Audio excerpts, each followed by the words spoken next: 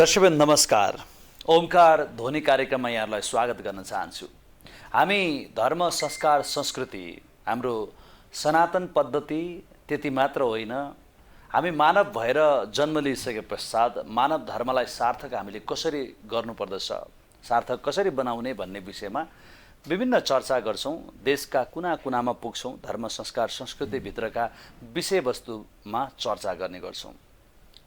यसै क्रममा आज एउटा महत्त्वपूर्ण बहस लिएर तपाईहरुमा आज उपस्थित भएको छु। दर्शकवृन्द, आज हामीसँग अन्तर्राष्ट्रिय व्यक्तित्व आजका हाम्रा पाहुना हुनुहुन्छ। हामी सनातन धर्म संस्कार संस्कृतिको विषयमा चर्चा गर्छौं। हामी जो तीर्थस्थलहरूको खोजीमा हिँडिरहन्छौं र विशेष गरी तीर्थस्थलमा पुग्दाखेरि हामीले हाम्रो जीवन अब सार्थक हुन्छ भनेर त्यो विश्वास राख्ने गर्छौं। र आज हामी बीच एक त्यस्ता व्यक्ति हुनुहुन्छ जो भारतमा जन्मिएर सनातन धर्म संस्कार संस्कृतिको विषयमा आज कम्बोडिया जस्तो देशमा पुगेर सनातन धर्म संस्कार संस्कृतिको यो जुन पद्धति छ यसलाई विश्वमा आज फैलाउन क्रियाशील हुनुहुन्छ। हामी पनि सनातनी हौं, हामी पनि यो पवित्र स्थल, यो हिन्दू राष्ट्र भनेर चिनिँदै आएको नेपालमा जन्म पायौं। पछिल्लो समयमा यो नेपाल धर्मनिरपेक्ष भएको छ। यो विषय पनि के हो, यी विषयवस्तुमा आज हामी चर्चा गर्छौं। आजका हाम्रा पाहुना भारतमा जन्मनु भएका कारणले गर्दा उहाँले नेपाली भाषा सायद उहाँले प्रष्ट अथवा त्यो विषयमा उहाँलाई असहजता हुन सक्छ। बरु मेरो पनि मातृभाषा नेपाली हो। मैले बरु यहाँहरूले पक्कै पनि हिन्दी भाषा बुझ्नुहुन्छ।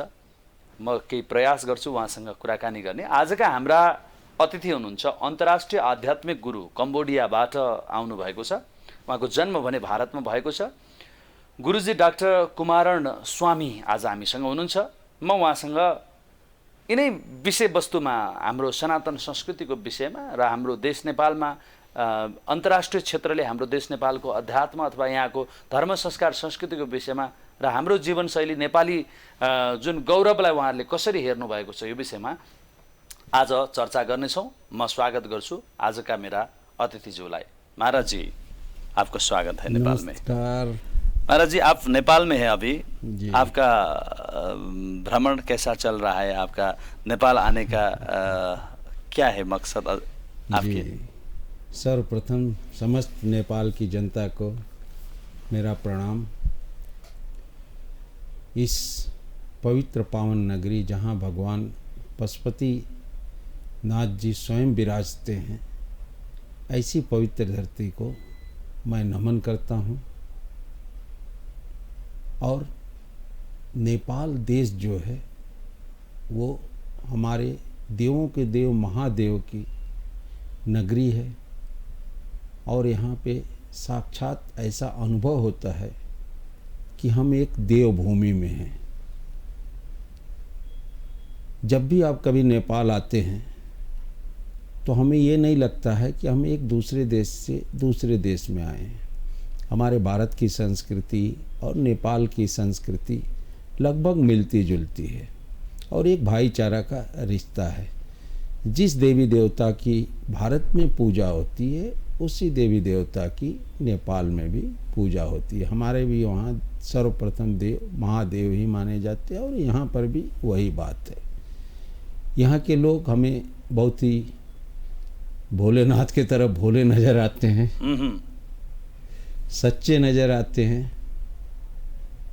और जब हम ऊपर थोड़ा पहाड़ों पे जाते हैं तो हमें शुद्ध वातावरण, फ्रेश ऑक्सीजन, जिसकी कि आज दुनिया तलाश कर रही है, वो मिलती है।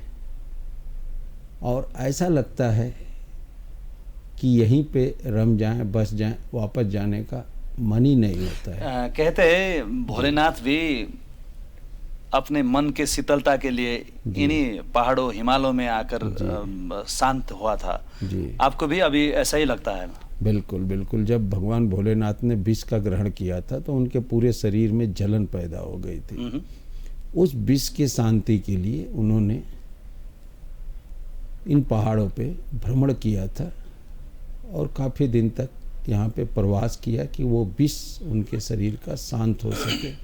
तो इसका श्रेय भी हमारे नेपाल देश को जाता है, जिन्होंने स्वयं इस देश ने हमारे प्रभु भगवान शिव को शरण दिया। जी महाराज जी, अभी ये हम लोग सनातन हिंदू धर्म में बोलते हैं, सनातनी बोलते हैं सब। क्या है आप जो आपने तो अंतर्राष्ट्रीय स्तर से ही बहुत इसके विषय में तो आपने अध्ययन किया है।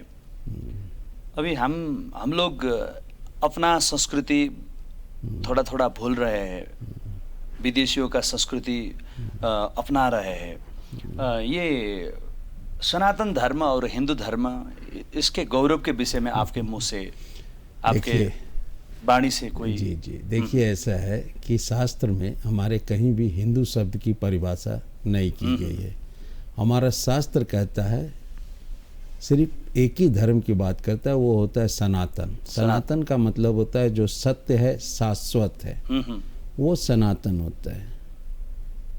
तो हिंदू धर्म कुछ भी नहीं होता है, ये हम अपने हिसाब से बनाते बिगाड़ते रहते हैं। जो धर्म होता है वो सनातन ही होता है। तो हम सारे विश्व के जीव जो हैं वो सनातनी ही हैं, और उसी परंपरा को हम फॉलो करते हैं। ठीक है। पहले विदेशी उनका प्रभाव था, भारत के ऊपर भी था, नेपाल के ऊपर भी था, लेकिन अभी आप जो करेंट कुछ सालों का आप देखेंगे तो विदेशी स्वयं स्वेच्छा से सनातन हिंदू धर्म को ग्रहण कर रहे हैं। अभी रिसेंट एक मुस्लिम देश है इंडोनेशिया, वहाँ की राजकुमारी ने विधिवत सनातन हिंदू धर्म की अपना धर्म परिवर्तन कर दिया। तो जो सत्य है, जो अटल है, जो कभी मिट नहीं सकता है दुनिया से, उसको हम सनातन कहते हैं। और उसके ही पैमाने को जो निर्धारित हमारे शास्त्रों ने किया है उस पे हम चलते रहते हैं, जिसमें सबसे सर्वप्रथम कर्तव्य जो लिखा गया है कि वसुदेव कुटुंबकम, जब पूरी संसार हमारे परिवार के तरह से है, तो हमें सबके साथ भाईचारा रखना चाहिए। उसी सिद्धांत पे ये हमारा सनातन धर्म काम करता है। लेकिन आजकल तो सब नेपाली, शायद भारत में भी ऐसा ही प्रभाव पड़ गया है, सब विदेशियों का संस्कृति अपनाने के और सब पीछे लग रहा है। महाराज जी, इसमें आप क्या देखिए, ये क्षणिक मानसिकता है। कुछ लोग इसको आप समझ सकते हैं कि जैसे दिखावे के चक्कर में कि हमसे पाश्चात्य जगत सर्वश्रेष्ठ है, जबकि पाश्चात्य जगत का अपना कुछ भी नहीं है। ये सब कुछ हमारे आपके देश से ही गया है। उनका कुछ भी नहीं है जिस पे उनका कॉपीराइट वो कर सके। इवन कि एक ग्रंथ भी आज तक नहीं लिख सके। हमारी पवित्र गीता, जिसके कि 18 टीका किए गए, उनके किसी भी धार्मिक पुस्तक पे कोई टीका नहीं किया गया, कोई टिप्पणी, मतलब कुछ लिखा ही नहीं गया दोबारा, इसलिए कुछ लिखने लायक है ही नहीं है। तो किसी भी आप धर्म को देखेंगे, जैसे हमारा क्रिश्चियन धर्म हुआ 2021 साल पुराना हुआ, मुस्लिम धर्म 1450 साल पुराना हुआ, हम तो करोड़ों साल से चले आ रहे हैं। हमारे भगवान बुद्ध ने आपके नेपाल के धरती पे जन्म लिया, ज्ञान उनको हमारे भारत के धरती पे मिला, बिल्कुल, मोक्ष भी उनको वहीं मिला। तो उनके नज़र में भारत और नेपाल एक ही थे।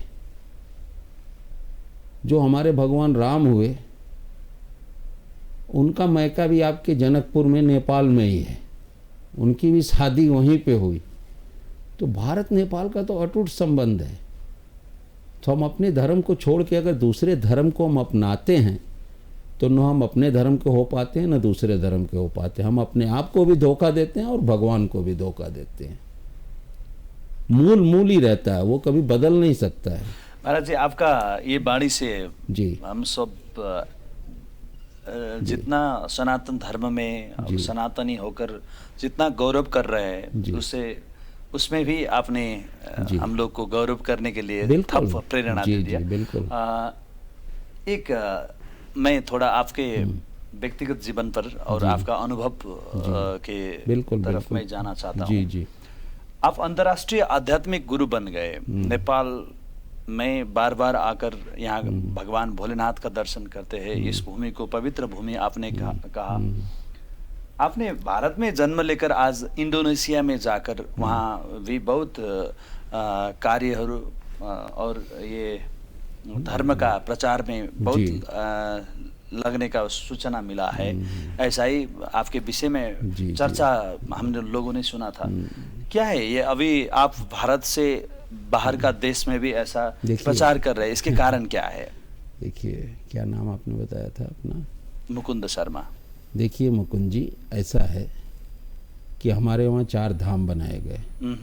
बद्रीनाथ, केदारनाथ आपने सुना होगा, जगन्नाथपुरी, ऐसे करके 4 धाम, द्वारकाधीश जो है, रामेश्वरम, 4 धाम का निर्माण किया गया। मतलब पूरा पश्चिम, उत्तर, दक्षिण, चारों दिशाओं में धर्म के रक्षा के लिए 4 ये पवित्र धाम बनाए गए। ठीक है। लेकिन जो उनके शंकराचार्य होते थे, उनको एक प्रोटोकॉल में बांध दिया गया विदेशियों ने कि आप धर्म के प्रचार के लिए समुद्र यात्रा नहीं कर सकते हैं। तो जब हम किसी जगह की यात्रा नहीं करेंगे, वहाँ के संस्कृति को नहीं समझेंगे, तो हम अपने धर्म का प्रचार कैसे करेंगे? हम अपने सनातन को कैसे समझाएंगे? या तो हम चुप रहें कि जो पहले उन लोगों ने पढ़ लिया, नहीं तो छोड़ दें। सीधी सी बात है। तो उसके लिए हमने सबसे राय मशवरा किया और कंबोडिया में एक प्रॉपर 5वां धाम, विश्व के इतिहास में ये पहली बार हुआ कि साउथ ईस्ट एशिया में एक 5वें धाम की स्थापना की गई, जहाँ पे एक साथ 10,000 शिवलिंगों का रुद्राभिषेक होता है। वहाँ भी जो मूल देवता हैं वो भगवान शिव ही बनाए गए। ठीक है। अच्छा। उससे फायदा ये हुआ कि हमारे शंकराचार्य जी लोग धर्म प्रचार के लिए नहीं जा सकते हैं, वो प्रोटोकॉल में बंधे हैं, लेकिन मैं वहाँ से अपने सनातन संस्कृति का विश्व में प्रचार प्रसार करता हूँ। तो इस सोच के तहत हमने देश के बाहर अपने लेकिन ये तो विधि का विधान का फिर आपने तो उसमें मुकुंद जी, ऐसा है कि बिना विधि के विधान के कुछ नहीं होता। हम आप मिल रहे हैं, ये भी विधि का विधान है। कितने देर मिलेंगे, ये भी का विधान है। लाइफ में प्लानिंग कभी नहीं चलती है। आप खुद अनुभव करके देखिएगा, जो होना है वो स्वतः आपके दिमाग में आएगा और आप वो कर लेंगे। होने के बाद आपको पता चलेगा कि हाँ, ये चीज़ें ठीक थी। तो बेहतर है कि ज़्यादा गुणा घटानों को छोड़ के अपने आप को प्रभु के हवाले कर दीजिए, सब चीज़ें अपने आप ठीक हो जाएंगी। प्लानिंग में कुछ नहीं होता। सब जो होता है वो डेस्टिनी ये डेस्टिनी है। मैं आपको नहीं, आप मुझे नहीं, लेकिन मैं आपके स्टूडियो में बैठा हूँ जो है। सुबह मेरा किसी और चैनल में था 4 बजे, मेरी इच्छा नहीं हुई जाने की, तो 1 बजे था, फिर 4 बजे हुआ। अंतोगत्वा मैंने बोला मैं नहीं आ सकता, इसलिए कि आप जैसे पवित्र आत्मा से मुझे मिलना था, तो प्रभु ने आपके पास मुझे भेजा जो है। तो हमारा जो जन्म जन्म का रिश्ता होता है वो आत्मा का होता है, इसलिए कि आत्मा अजर है, अमर है, कभी मर नहीं सकती है। तो ये कोई गारंटी नहीं दे सकता कि पिछले जन्म में हम आप पिता पुत्र थे, भाई थे, क्या थे। लेकिन आज बैठे हुए हैं तो ये पिछले जन्म में जरूर हमारा आपका कहीं ना कहीं कोई जुड़ा होगा। बता दीजिए, जो आपने जो ये साहस किया ना जी, जो शंकराचार्य से समुद्र पार करके नहीं जाना चाहिए जी, आपने तो कंबोडिया में जाकर आज वहाँ कंबोडिया में भी धाम बना दिया। जी जी। इसके लिए नाराजी आपका खिलाफ में बोलने वाला बहुत ज्यादा थे, हो सकते हैं। कैसे मैनेज किया आपने? देखिए, दुनिया में अगर आपको सफल होना हो तो लोग क्या कहेंगे उस सब को अपनी ज़िंदगी से निकाल के फेंक देना चाहिए। एक लक्ष्य चुनना चाहिए। उस लक्ष्य तक पहुंचने के लिए बहुत सारे व्यवधान आते हैं, लेकिन जब हमारे दिमाग में 24 घंटे वो लक्ष्य सिर्फ दिखाई देता है, तो बीच में भगवान भी आपकी मदद करता है, प्रकृति भी आपकी मदद करती है। इसलिए कि ईश्वर भगवान और ईश्वर दोनों की इच्छा है कि वो चीज़ बने। तो ये प्रभु की ही कृपा है, हम कुछ नहीं किए, न वो हमारा कुछ है, न हम कुछ ले जाने वाले हैं। वो इस संसार की धरोहर है, प्रभु की धरोहर है, वो यहीं रहेगा। हम चले जाएंगे लेकिन वो चीज़ यहीं रहेगी, वो दुनिया जनता के लिए सीखने का एक माध्यम बनेगा, उससे हमारी संस्कृति आगे बढ़ेगी जो है। तो ऐसा कुछ भी नहीं होता है। आज क्या है, आपने जो साहस किया, आपने वहाँ जाकर जो अपना धर्म का, ये सनातन धर्म का प्रचार करने के लिए जो सपना दिखे थे, आज कैसा कैसा हुआ है? आज कितना आप कितना संतुष्ट है इसमें? नहीं, मैं तो पूर्ण रूप से संतुष्ट हूँ। और किसी भी काम करने के लिए सबसे पहले साहस की आवश्यकता होती है। अब हमारे धाम बनाने के बाद बहुत सारे लोग जुड़ गए, कितने सारे कंट्री के लोग जुड़ गए, संघ परिवार हमारा जुड़ गया धाम में जो है। तो बहुत सारे लोग धीरे धीरे जुड़ते गए, धीरे धीरे उसका प्रसार होते गया। कोई भी चीज़ एक दिन में तो फलीभूत नहीं होती है, तो उसको वक्त लगता है। जब भी आप कोई बड़ी परिकल्पना लेके चलेंगे तो उसमें थोड़ा सा वक्त लगता है, लेकिन धीरे धीरे हर चीज़, हमें कहीं प्रभु ने रुकावट नहीं दिया। कंबोडिया सरकार हमारे साथ खड़ी हो गई जो है, तो हमें कहीं भी कुछ किसी तरह का कोई परेशानी नहीं। कंबोडिया का सरकार, वहाँ का भी परंपरा हो सकता है, वहाँ का भी विधि विधान हो सकता है, वहाँ से कितना सफल साथ मिला महाराज को? कंबोडिया गवर्नमेंट का तो पूरा साथ मिला। एक्चुअली कंबोडिया जो है एक बुद्धिस्ट कंट्री है, मोर देन 95% वहाँ पे बुद्धिस्ट है। ठीक है, उनको हमने समझाना शुरू किया कि भाई बुद्धिस्ट और सनातनी या हिंदू जो भी आप समझ लो, दोनों एक ही होते हैं।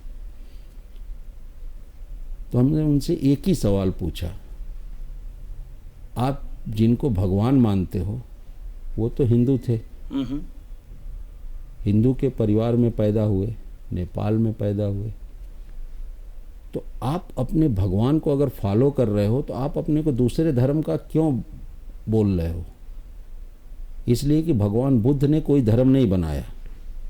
उनके मोक्ष के 400 साल बाद अशोक ने धर्म प्रचार बुद्ध के नाम पे करना शुरू किया और एक बुद्ध धर्म बन गया। उसमें भी 2 प्रकार के बने, वो सब बाद में विभाजित होता रहा।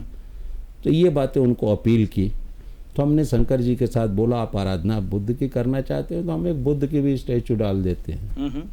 तो हमने भगवान बुद्ध का, गणेश का और शंकर जी का, शंकर जी की काफ़ी बड़ी मूर्ति है, 280 फीट हाइट है उसकी, और ये बुद्ध थोड़ा वो कर दिया जो है। फिर हमने उनको समझाया बुद्ध भगवान विष्णु के अवतार थे, और आपके कंट्री में विश्व का सबसे बड़ा हिंदू टेम्पल है, उसमें भी भगवान विष्णु ही हैं। विश्व का सबसे बड़ा टेम्पल हिंदू वहीं पे है, अंकोर वाट में। महाराज जी, आपने जो अभी ऐसा बोल रहे हैं, मुझे मन में आ रहा है कि कैसा होगा वहाँ का। आपका जो कहने से वो तो बहुत अद्भुत हो रहा है वहाँ, पर्यटन विकास वहाँ का ज़्यादा हो गया। अभी आपको वहाँ का सरकार ने और वहाँ का जनता ने आपको अभी नहीं, हमें सरकार के सहयोग की ज़रूरत नहीं होती है। सरकार सिर्फ प्रोटेस्ट मत करे, वो हमारे बोर्ड में आ गई, हमने उनके साथ एग्रीमेंट कर लिया सरकार के साथ। तो सरकार से हमें कोई नहीं है। बाकी हम दान में विश्वास नहीं करते हैं, वो मुझे किसी भी सरकार से नहीं चाहिए जो है। तो वो मुझे जब उनसे मांगना ही कुछ नहीं है तो उनको प्रोटेक्शन क्या है? हम हमारी वजह से उनका टूरिज्म फैलेगा और लोग आएंगे। अभी तो वो भी आपसे खुशी होना चाहिए। हाँ, एकदम खुश हैं, तभी तो जुड़े हुए हैं हमारे साथ। वहाँ के सारे लोग खुश हैं, किसी को कोई आपत्ति नहीं है। कंबोडिया में कोई वहाँ जाने के लिए आपके जो आपने किया हुआ सब कर्मों के दर्शन करने के लिए और तीर्थाटन के लिए जाने के लिए क्या है महाराज? जाते रहते हैं, साल में एक बार हम फंक्शन करते हैं ईयरली, जिस दिन उसका अपना स्थापना दिवस होता है। तो उस दिन हम भारत से करीब 100-150 लोगों को अपने खर्चे पे बुलाते हैं। उसमें हर तबके के लोग होते हैं, पॉलिटिशियन होते हैं, बुद्धिस्ट होते हैं, मॉन्क होते हैं, प्रिस्ट होते हैं, पादरी भी होते हैं, फिल्म एक्टर भी होते हैं। तो वो साल में एक बार हम बड़ा फंक्शन करते हैं जो उसका इस्टेब्लिशमेंट डे होता है। अच्छा, आज बहुत आनंद मिल रहा है आपसे बात करने जी, के, और जी। ये स्टूडियो का भी जी। बड़ा आनंद, और ये पवित्र हो गया महाराज जी, क्योंकि नहीं, आप देश का आप देश जैसे पवित्र आत्मा के साथ बैठ के मैं धन्य हो गया। महाराज जी, अब कार्यक्रम आज का ये हमारा वार्तालाप आज जी। पहली बार आपसे मिला है, बहुत जी। आनंद हो रहा है। जी। बाद में भी हम लोग नहीं, जुड़ेंगे। बिल्कुल जुड़ेंगे, महाराज जी, बिल्कुल। एक आपने जो आज का अंतर्वार्ता में कहा था, नेपाल एक पवित्र भूमि है, हम्म, ये तो विश्व का एक ही हिंदू राष्ट्र ऐसा था पहले, अभी तो ये धर्मनिरपेक्ष हो गए। यहाँ का राजनीतिक दल, यहाँ का जितना ही नेपाली जो है, सबको सनातन धर्म को इसको बचाने के लिए, इसका सही संदेश विश्व में प्रवाह करने के लिए, ये तो पशुपतिनाथ का भूमि है ना, जी, जी। यहाँ क्या करना चाहिए? देखिए, अभी पूरे विश्व में कोई भी हिंदू देश नहीं है। 17 से 18 तक बुद्धिस्ट कंट्री है, 57-58 मुस्लिम कंट्री है, हिंदू कंट्री कोई नहीं है। एक नेपाल पहले कहा जाता था। नेपाल पहले जब राजा वीरेंद्र जी थे तो उस समय ये कहा जाता था, गर्व होता था कि एक हिंदू राष्ट्र है पूरे विश्व में, नेपाल। उस पे लोगों को एक प्राउड फील होता था, भगवान पशुपतिनाथ जी की धरती है। लेकिन अभी पता नहीं किसकी बुरी नज़र लगी, क्या लगी, वो प्रभु जाने। लेकिन इतना मुझे भरोसा है कि भगवान पशुपतिनाथ जी के कृपा से ये फिर से हिंदू राष्ट्र 100% बनेगा। ये मेरी भविष्यवाणी है। महाराज जी, आज आपका ये वचन सुनकर जी। अभी भी ज्यादा लोग हिंदू राष्ट्र होना चाहिए। बात यहाँ राजा और नहीं, कहाँ का क्या क्या है, इसीलिए ये तो विशुद्ध हिंदुत्व के लिए, विशुद्ध हिंदुत्व के लिए, सनातनी जी, जी। और हमारा गौरव के लिए, तो पशुपतिनाथ के लिए, जी, जी। और विश्व में जितना सनातनी है उन लोगों के लिए भी, आपने कहा ना, बुद्धिस्ट राष्ट्र है, इस्लाम राष्ट्र है, जी।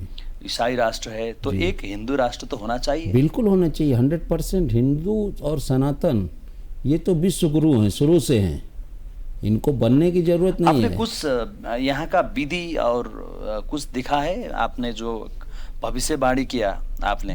देखिए, जब यहाँ का परिपाटी, यहाँ अभी तो जी। महाधिवेशन जो है ना, पार्टियों का देखिए, महाधिवेशन चल रहा है, राजनीतिक इसके तो प्रक्रिया होना चाहिए ना, हो सकते वो सब राजनीतिक चीजें एक अलग हो गई। लेकिन अगर ये हिंदू राष्ट्र हो जाता है तो पूरे विश्व में इसका स्थान सर्वोत्तम हो जाएगा। महाराज, लेकिन अभी राजनीतिक दलों ने ये सबका व्यवस्थापन तो उन लोगों ने करते हैं ना, नेतृत्व उन लोगों करते हैं, उन लोगों धार्मिकता और सनातनी विधि छोड़कर राजनीति करते हैं। इस विषय में अंतिम में 2 शब्द आपके। देखिए, धार्मिकता से जब हम दूर होंगे ना तो हम स्वतः नष्ट हो जाएंगे। धर्म का मतलब होता है धारण करने वाला, जो हमें धारण करता है, और धर्म के विरुद्ध हम नहीं जा सकते हैं। तो जो लोग भी इस तरह का कर रहे हैं, कुछ दिन बाद आप स्वतः देखिएगा क्या होगा। मैं उस पे टॉपिक पे कोई कमेंट्स नहीं देना चाहता हूँ। सिर्फ मैं इतना दावा कर सकता हूँ कि ये फिर से हिंदू राष्ट्र होगा, 100% होगा। महाराज जी, मैंने अंतिम में आपको आपका भनाइयों से, जी, राजनीति करना है, दूसरा जो करना है, धर्म को माथे में धर्म को रख कर करना चाहिए। जी। आपका हमारा जो दर्शक महानुभाव आज आपको देखकर, आपका वाणी सुनकर जी, जी। बहुत आनंद महसूस कर रहे जी। हैं। मुझे ऐसा लग रहा है। जी, जी। कार्यक्रम से विदा होने से पहले महाराज, हमारा दर्शक महानुभावों के लिए आपका तरफ से कोई संदेश? देखिए, हम इस धरा पे जीवित तब तक रह सकते हैं जब तक हम धर्म का पालन करें, और यहाँ पे धर्म के सबसे बड़े रक्षक भगवान पशुपतिनाथ जी के, उनके शरण में आप जाइए, सारे दुख अपने आप दूर हो जाएंगे। इन्हीं शब्दों के साथ मैं दर्शकों का एक बार फिर से अभिवादन करता हूँ और प्यार देता हूँ, और प्रभु से प्रार्थना करता हूँ कि फिर से आपसे मिलने का अवसर प्रदान हो और कुछ अच्छी चीज़ें हम भी नेपाल में कर सकें, अभी हमारी रिसर्च टीम भी इस पे काम कर रही है कि यहाँ पे क्या किया जा सकता है जिससे कि जनता का भला हो सके। वो चीज़ों पे हम लोग काम कर रहे हैं। हो सकता है बीच में कोरोना की वजह से रुक गया था, लेकिन अभी फिर से शुरू हुआ है, तो हम भी कुछ नेपाल में योगदान करना चाहते हैं। महाराज जी, एक बार नहीं जी। आप जब नेपाल आएंगे, जी। ओमकार टेलीविज़न में ओमकार धोनी आपके स्वागत करते हैं हर बार। आज का ये संवाद और आपके समय के ये लिए मुकुंद जी इतने अच्छे हैं कि इनसे प्यार हो गया है, तो अब बार बार तो आना ही पड़ेगा। प्यार तो जीवन में कभी कभी होता है। ये एक पवित्र आत्मा है और अच्छा कार्य कर रहे हैं। तो ये ओमकार चैनल को भी मैं बहुत बहुत धन्यवाद दे रहा हूँ कि सनातन के प्रचार प्रसार के लिए ये बहुत काम कर रहे हैं। तो आप लोग भी इसको देखिए। जितने ज़्यादा इसके व्यूअर्स बढ़ेंगे उतने ज़्यादा चैनल का प्रचार प्रसार होगा, हमारे सनातन का प्रचार प्रसार होगा। तो हम आपसे निवेदन करते हैं कि आप इसको भरपूर प्यार दीजिए जैसे हमने दिया है। और आप देखिए, अगली बार जब मैं पुनः यहाँ पे बैठूँ तो हमें ये लगे कि इसकी 10 गुना व्यूअरशिप बढ़ गई है। महाराज जी, समय संवाद के लिए मैं आपसे ओमकार में नमन करता हूँ। Thank you, thank you. ओम शान्ति, ओम। दर्शकवृन्द, आज ओमकार टेलिभिजनको स्टुडियोबाट हामीले आज जो पाहुनालाई तपाईँहरूमा आज प्रस्तुत गरेका छौँ, पक्कै पनि तपाईँहरूले उहाँका शब्दद्वारा महसुस गरिसक्नुभयो होला। हामी सनातनी भनेर आफ्नो परिचय दिँदा हामी कति गौरवान्वित छौँ भनेर। म नेपाली हुँ, पशुपतिनाथको देश अथवा म पशुपतिनाथद्वारा संरक्षित छु भनिरहँदा कति आनन्ददायी मन हुन्छ र कति गौरव हामीले गर्न सक्छौँ भन्ने कुराको प्रष्ट जुन प्रमाण तपाईँहरूमा आज प्रस्तुत गरेका छौँ। किनभने आज विश्वका व्यक्तित्वहरू नेपाल किन आउँछन्, नेपालको आकर्षण के हो, यो विषयलाई अब आजका पाहुनाले भनिसक्नु भएको छ कि भगवान पशुपतिनाथकै नमन गर्न पाऊँ सदा सर्वदा र सबैले यही नै ओम जय पशुपतिनाथ भनौँ भन्ने शब्द भन्नुभएको छ। अब हामीले पनि हाम्रा संस्कृति, हाम्रा सन्ततिहरूलाई हस्तान्तरण गरिरहँदा अथवा उनीहरूले यो अपनाइरहँदा गौरव गर्ने बाटोहरू अवश्य पनि देख्न सक्छौँ। हामीलाई समय दिनुभएकोमा र हाम्रो यो संवादलाई हेरिदिनु भएको, सुनिदिनु भएकोमा धेरै धेरै धन्यवाद दिँदै बिदा हुन्छु। फेरि पनि अर्को महत्त्वपूर्ण विषयको साथमा ओमकार धोनीको साथमा आउनेछु। अहिलेलाई भने ओम नमः शिवाय।